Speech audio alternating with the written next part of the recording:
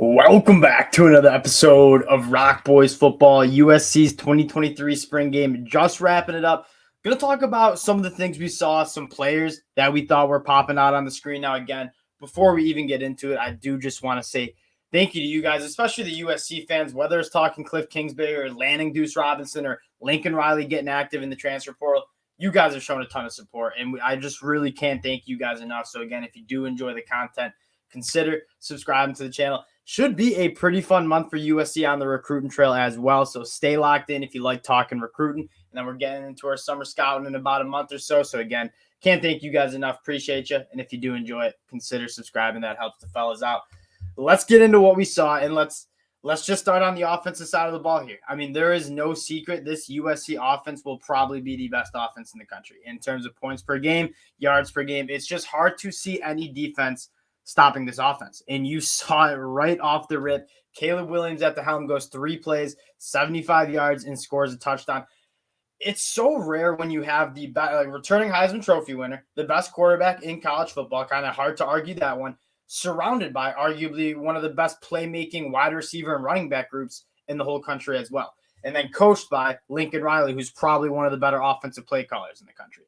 This offense really can be special, and we saw that on the first drive. And then after that, they're like, all right, Caleb Williams, we've seen enough. Let's get the young guys, Malachi Nelson, Miller Moss, some game experience, because we know what you want. We know what you have. We want you to stay healthy for the start of the 2023 season.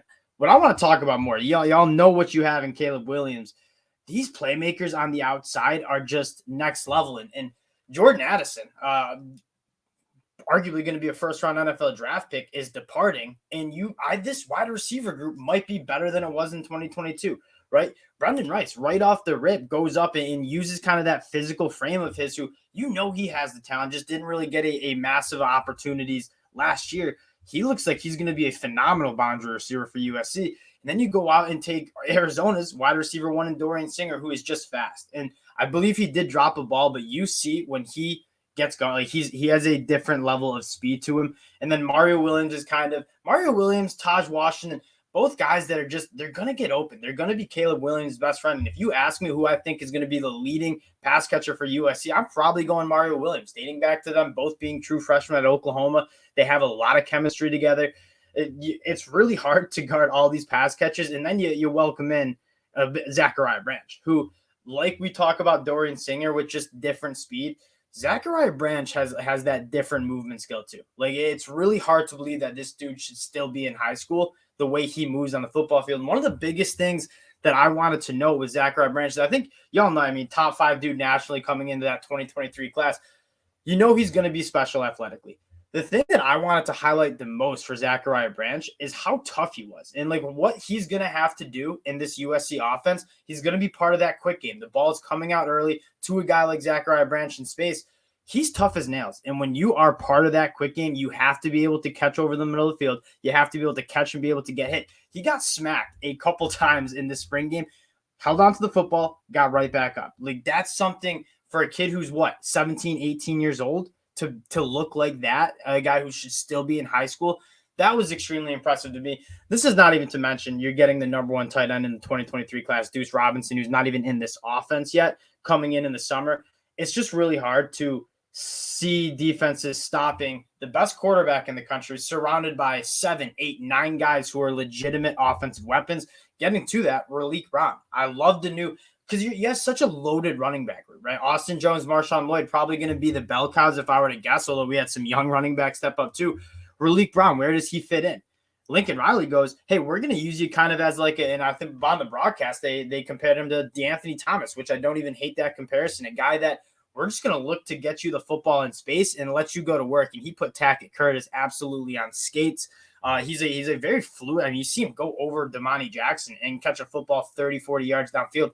He's got surprisingly smooth pass-catching chops for a guy who's primarily played running back as a true freshman. Now, to get down to the line of scrimmage, and such a weird narrative for USC going into last year in 2022 is so many people are like, oh, USC is just playing 7-on-7. That USC offensive line was really good last year, and it's going to be really, really good this year too. I mean, like, you lose guys like Brett Nealon and Andrew Voorhees, who were both very, very good players. Andrew Voorhees, before the ACL, was just so high on in the NFL draft. This offensive line is going to be just as good, if not better, right? You addressed it in the transfer portal. Michael Tarkin and Ethan White, guys who've played legitimate starting roles on SEC programs from the Florida Gators. You go get Jarrett Kingston, who's probably going to the NFL draft until he got hurt at Washington State. This offensive line is really, really good, and it's getting deeper. And that's one of the things we'll talk about more in the defense is the depth to this team that is night and day different from 2022 to 2023. But you see Lincoln Riley, this offense looks just so smooth, whether they're running the football or whether they're throwing it. There's just so much space seemingly on this offense, and it's just going to be really hard for defenses to account for all the athletes they have on the field, including your Heisman Trophy winner and Caleb Williams. To the defensive side of the ball, and this is where we'll probably spend most of our time on, just because if USC, and I'm saying USC doesn't need to have a top 25 defense to win a Pac-12 championship and make the college football playoffs. It just needs to be serviceable. It can't be as bad as it was down the stretch last year. Alex Grinch, this is a prove-it year. Like, you have to get this defense right, because not many times do you have an offense this talented to be able to go win a national championship, win a Pac-12 championship. This defense just needs to be average. And when you saw it last year, they started the season off really, really good with takeaways. That being said, they were kind of relying on takeaways. And when those takeaways dried up, that's when the defense really started to struggle. What I want to talk about a little bit, though, is just the added depth to this defense. I don't think it was a coincidence that you saw USC's defense really struggle down this stretch last season, because USC last year just didn't have much depth. They had a decent first-team defense, but in terms of guys on the defensive line you're rotating in at the linebacker spot in the secondary, they didn't have those depth pieces. And when you're getting to week 8, week 9, week 10, banged up, you're hurt, you need guys to be able to step up who are second-team or third-teamer guys. USC just did not have that, just due to what Lincoln Riley came into. The cupboards were really bare, so he hammered the transfer portal heading into 2022, got a lot of starters, but the depth still wasn't there. This year, the defensive depth you feel a lot better about for USC heading into 2023. And I want to start up front. That's where they hammered the transfer portal the most.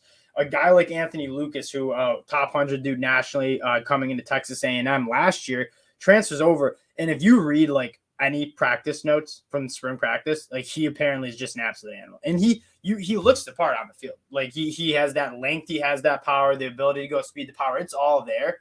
He could be really special for this USC defense. And we always talk about what are elements of a really good defense. It's being able to get pressure on the quarterback, get those negative plays, force those turnovers starting on the defensive line, right? If you have the ability to create havoc in the backfield with a 4-man rush, it makes calling defense for Alex Grinch a lot easier.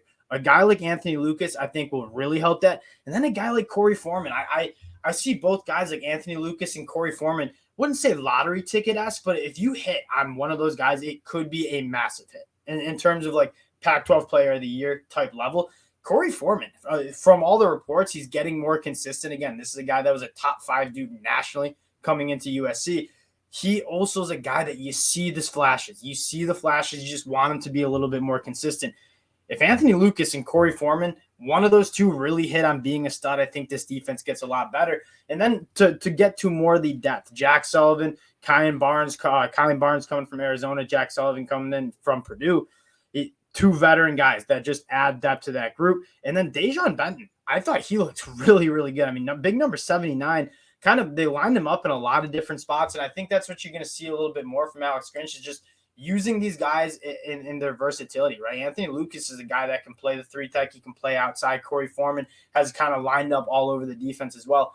You have a bunch of guys who are very versatile, and moving those guys around and scheming up pressure might be something Alex Grinch is looking to do as you head into 2023. And then the linebacker room gets a massive facelift. And again, Eric Gentry is a guy that has battled injury. He can be like a top 100 NFL draft pick. He has the frame. He has the athleticism. Just needs to put on weight and really put it together. But you get a true blue chipper in Mason Cobb coming over from Oklahoma State. And you can kind of tell from that spring game, he is going to be that starting Mike linebacker, kind of the leader of that defense. Again, almost over 100 tackles for Oklahoma State in 2022. I love that you just get a proven guy that's going to be a 12-game starter for you at USC. And then, of course, you have Shane Lee coming over from Alabama last year. And then Tackett Curtis, he's another one, just like Anthony Lucas. If you're reading the spring practice notes, Tackett Curtis is a dog. And I really do like the idea that he's playing behind Mason Cobb right now. But in terms of that depth piece, I can see Tackett Curtis week 7, week 8 being a guy that if you need him to start, he's going to be very, very good coming over from Louisiana. Very rare to see freshmen look that athletic and that strong. Tackett Curtis is one of those guys. And I think that kind of speaks to what Coach Benny Wiley's doing in that strength coach. And you remember Lincoln Riley coming over from Oklahoma. The first coach that he goes and grabs is their strength coach, Benny Wiley. He is considered one of the best in the game. I follow him on Instagram. Like, these guys are transforming their bodies. And Tackett Curtis, Zachariah Branch, I think you get at 2 guys who are early enrollees, got here in January. They already looked the part of guys who can play as true freshmen in 2023. And then getting to the secondary, that's probably where you want to focus most of your time. I love getting a guy like Christian Roland Wallace from Arizona. He's a very solid football player, played very good for Arizona. Kalen Bullock is an absolute ball hawk. I really do like Max Williams too. You got to see some of these guys step up, though. A guy like Damani Jackson, the former 5-star coming in, injury kind of plagued his 2022 campaign. You're hearing a lot of good things about him during spring practice and the spring practice notes. I didn't think he looked that great in spring practice. I mean, Relief Brown just goes up over him and catches the football, but I think he might be the key piece of this USC defense because you have some guys you feel pretty good about. I thought Sear Wright, number 22, I thought he looked really, really good. But in terms of the secondary, you want another cornerback that you can really trust that's going to step up and lock it down. Damani Jackson, I mean, again, former Tie who's top 15 nationally coming in. He's a guy that has all the athletic attributes to do so. I think if he can put it together from time now until kickoff in 2023, that it might be the missing piece for USC on the defense, right? 2 kind of storylines to monitor. I think you know what you have with your linebackers. You know what you have with some of those guys in the secondary. Anthony Lucas, Corey Foreman, and Damani Jackson. Those are the 3 guys on the defensive side of the ball that if they can kind of play to their caliber and play to their potential, this USC defense has a chance to look a lot different than it did in 2022. And again, I'm not asking this defense to be a top 15 scoring defense in the country. It's just not. I think it's going to be hard to do with how many points this USC offense is going to put up. But you got to be able to create some turnovers, which they did a very good job last year, and you got to be able to get some stops. And down the stretch last year, that just wasn't the case, and it didn't really give USC some of those chances to win that they needed. Again, I can't wait till going back to this offense like Lincoln Riley, Caleb Williams, all the athletic playmakers he has around him. You bring in a guy like Cliff Kingsbury. I think this offensive line is just as good, if not better. I think this season is a failure if you don't win a Pac-12 championship for USC. Looking at how talented this team is, this is a college football playoff team. If they play on the defensive side of the ball well enough, I don't think anyone's stopping them as long as they're staying healthy. This is a team that is very, very fun to watch. We'll be talking plenty of USC football in the summer.